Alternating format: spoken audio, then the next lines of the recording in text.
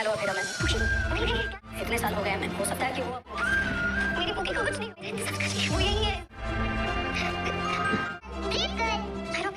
हम लोग अपनी तरह मत जोड़िए कि मेरी बेटी सीरियल ये रिश्ता क्या कहलाता है के आने वाले एपिसोड होने वाले हैं धमाकेदार। आने वाले एपिसोड में दोस्तों आप देखने वाले हैं कि अबीरा जैसी इंस्पेक्टर साहब को देखती है और कहती है कि इंस्पेक्टर साहब क्या मेरी पोकी मिल गई। वो कहता है नहीं अबीरा नहीं मिली, इतने साल हो गए, हो सकता है वो ज़िंदा ही ना हो। अबीरा कहती है नहीं ऐसा नहीं हो सकता, मेरी पोकी ज़िंदा है, कहीं नहीं गई।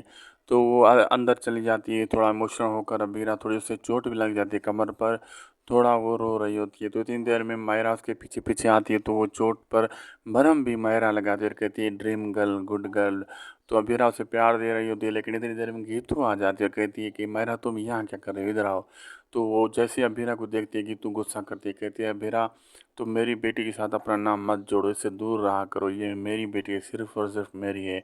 तो ये बात सुनकर अबीरा गीतू की तो चौंक जाती है। अब आगे देखना मज़ेदार होगा क्या क्या होने वाला है। वीडियो अच्छी लगी तो लाइक शेयर सब्सक्राइब ज़रूर करिएगा हमारे यूट्यूब चैनल को।